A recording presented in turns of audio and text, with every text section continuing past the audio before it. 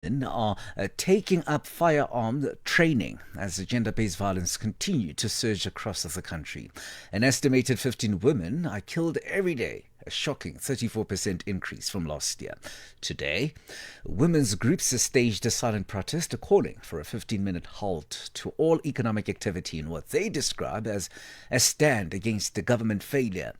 Activists want a femicide declared a national disaster, warning that without urgent action, the crisis will only deepen. We are now joined on the line by Lynette Owley, the founder of Girls on Fire South Africa, a shooting group for women to train and empower themselves with the use of firearms for self-defense. A very good evening, Lynette.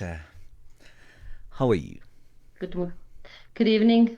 Hello, Tabisa, and to your viewers. And yeah, good evening. I hope everybody's having a good one tonight.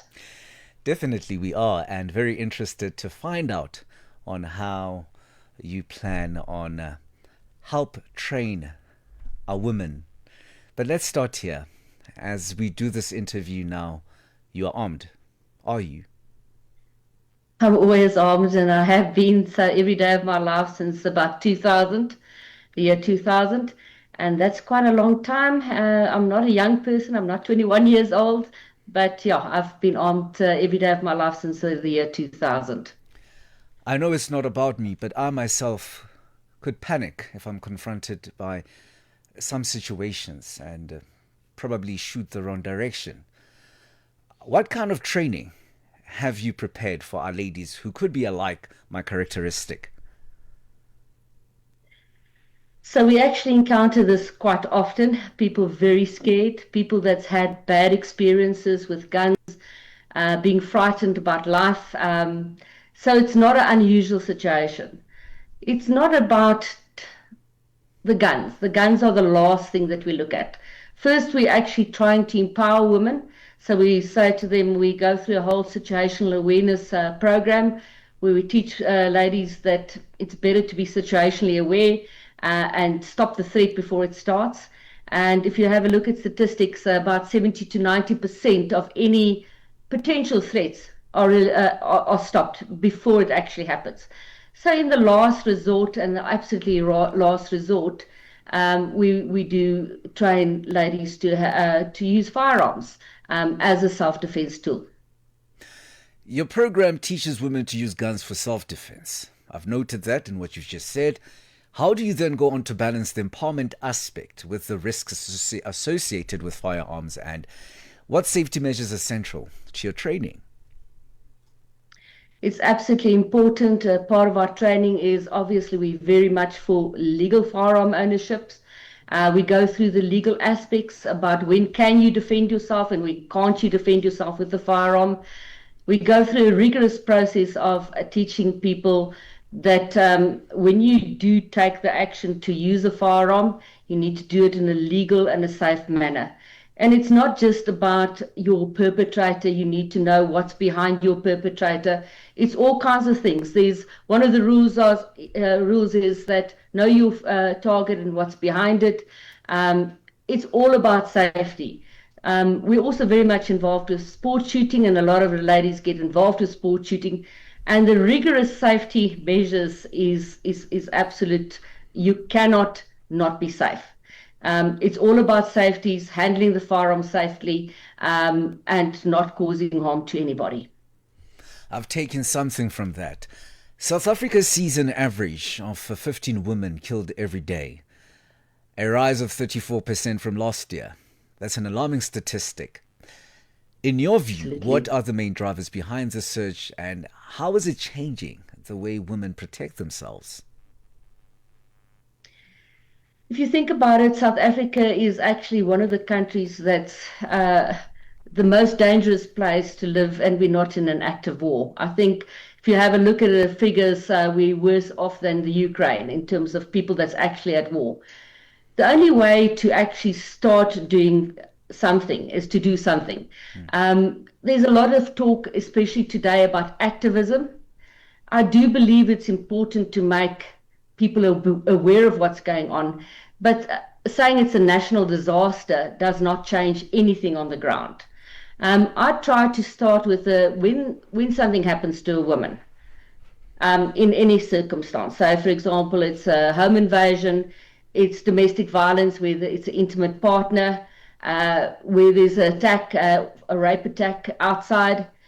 The only thing that you can be certain about is that the people that will be there is the perpetrator as well as the victim, you. So we'd like to say, start with trying not to be in that situation.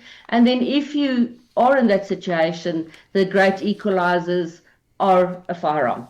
Defend yourself with everything you have. And that's basically what we teach people. Avoid, avoid, avoid. But at least start empowering yourself. And it doesn't necessarily, the gun is the last thing that we use. I have a lot of ladies that's been in abusive relationships, and when they actually become trained in firearms, it's a long and rigorous process. They go through proficiency training for competence. It's a very, very long process. They don't just go back and take out the firearm and use it against the abuser. What they do is mostly they feel empowered enough to actually leave that relationship, and that's a win. I want people to start changing the way they think about themselves, not to be victims, but warriors.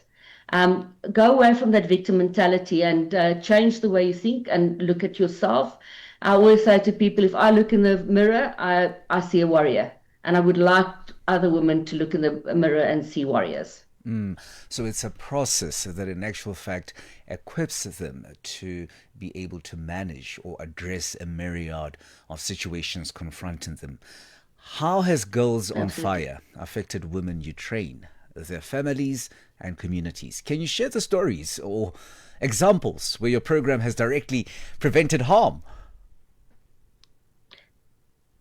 Sorry, what do you mean by have changed things, how people actually look at stuff? Because I don't know what you mean by harm. I can maybe just tell you the story. One of my ladies, so one of our programs during this year, from next week, we run a program called 16 Days of Action for No Violence Against Women and Children. It's in line with the United Nations 16 Days of Activism for No Violence Against Women and Children. Out of that, we usually have a very big panel with very important panelists that decide on our Christa Swart Fighting Spirit Award, which is handed out during Women's Month at our Top Shot.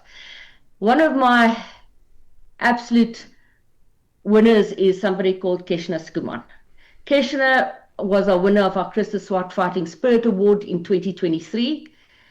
Her story is absolutely horrific. I interviewed her.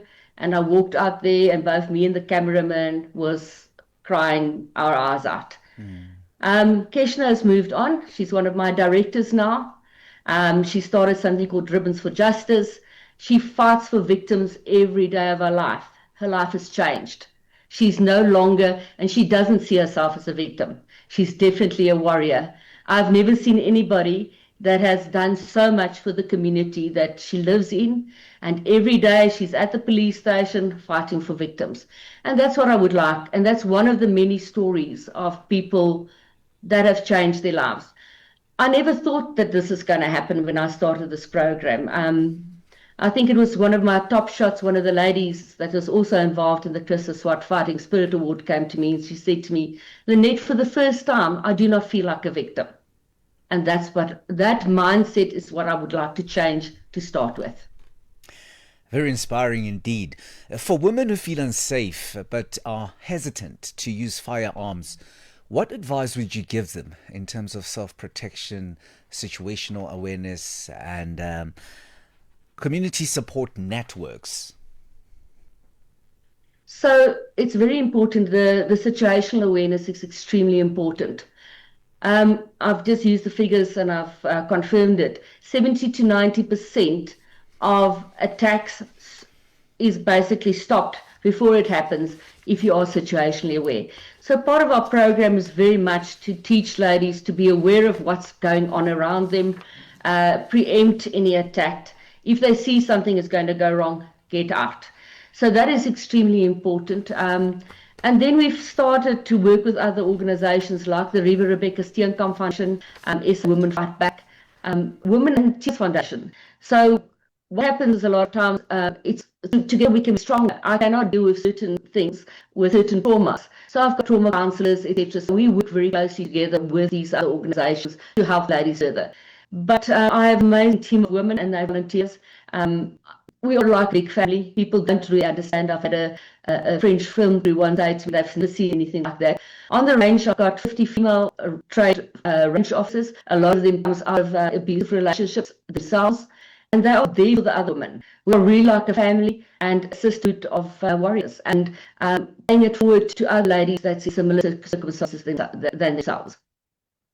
Lynette, thank you very much for your time this evening. We also saw today a milestone. President Ramaphosa declaring GBV national disaster.